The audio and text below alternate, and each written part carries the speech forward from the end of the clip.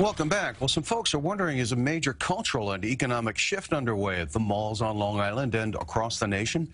In just the last year, at least 28 major retail outlets have shut down on Long Island, citing declining business, fewer shoppers, and rapidly declining revenues.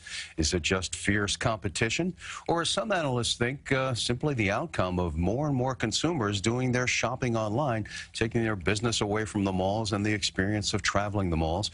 Is it the death of malls? Well, joining us now to try to answer that question for us is Eric Alexander. He's with Vision Long Island, a pro-development nonprofit organization. Welcome to our show. Great to be here, Richard. Thank you. Is it the death of malls? I wouldn't say a death. I think it's more of a decline and a shift.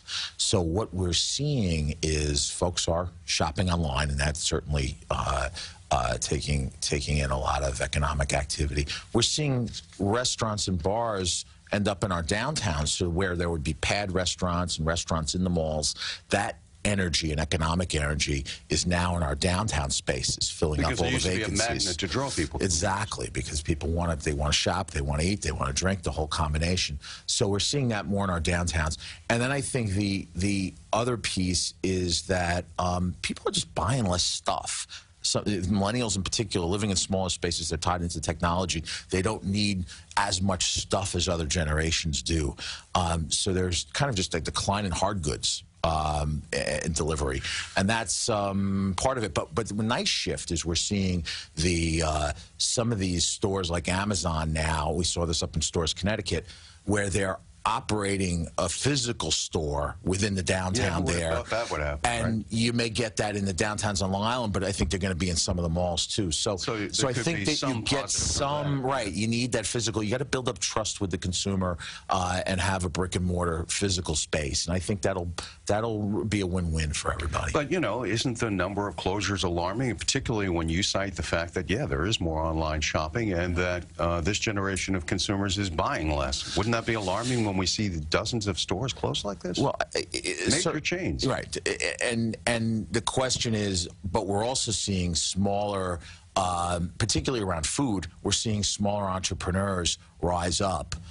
So if you're seeing the craft brewery folks, if we're seeing wine bars, if we're seeing different artisans emerge with more independent retail, and also the experience of retail, people walking into a tea shop and smelling things, and, you know, something a little different than just clicking stuff online. So I think you're going to see a transformation towards authentic goods, and we see this all over Brooklyn, where you see a lot of very creative artisans step forward with products, and I think you're going to see more of that. Particularly well, sometimes it's tough for small businesses like that to go into a mall environment, though, because the rents are so high, because they have high property taxes. And that's why the downtowns are excellent space for these folks. And how does that solve the problem with the malls, though? Well, I think the malls are going to transform, and they are transforming by taking in different uses. They still will be a gathering point, and we're not seeing a complete decline. We don't see the quote zombie malls on Long Island like you do in other areas of the country, because we have such a strong market here. Both can coexist. The malls will coexist with the downtowns. Well, and you know, this isn't just about worrying about, you say, oh, well, what do I care if a mall goes down or not? They pay enormous amounts of property tax to the governments.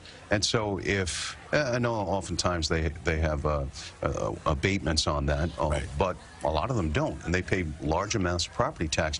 If they go down, or let's say they have closures where people can't pay the rent or help them to pay their property tax, could that have an effect on the rest of us having to absorb the difference? I think you'd see other forms of development emerge in. We've seen malls transform with office space, with residential, and other forms of commercial, and maybe some activity base and public space. So I think you would see a transformation. I don't think you're going to see a place going dark where there's that significant economic impact. We certainly hope not. And, you know, I didn't even mention all the supermarkets, stores that were closed. And that's for a lot of other reasons, because there's tremendous competition in that industry, especially with consumers wanting the cheapest price possible. But many times they're anchors for these malls, and when they close, that hurts them all. Yeah, no doubt. No doubt. The supermarket industry has taken a hit this year, and we'll see how that emerges as well. So, you know, a few weeks ago, I saw a seminar where there were these investment experts, people who are involved in what are called REITs. These are real estate investment trusts. People actually invest in malls and mall properties, and that was a booming business for years. They came there basically to say, look, don't worry about it. Your money is safe investing in real estate investment trusts. Is it safe? I mean, is there something to worry about? Should investors be alarmed about those? Well, I think that there's a desire to have malls more like downtown areas. And again, I think on Long Island has not had the kind of impact that other areas of the country have had regarding malls and retail space. Having said that, in Suffolk, we're over-retailed.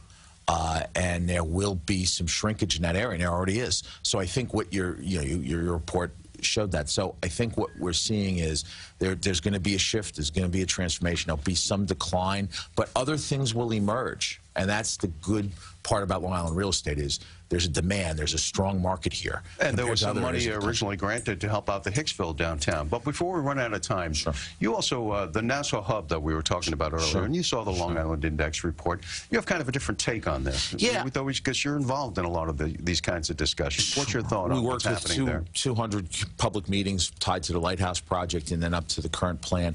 You know, what happened was past administrations hadn't secured any public grants for sewers, for parking. The newest administration has secured those dollars, and they did get the Coliseum renovated privately. So the key is build around what you have, get that housing in, and move forward as opposed to a magical thinking plan that may not have public support right now. And we've been down that road before, and the housing is a key component. It's going to be very difficult in many ways, but we'll see if the next county executive can solve this problem. Yeah, looking forward to Eric that. Alexander with Vision Long Island, thanks for stopping in. Great to be here. Thank you.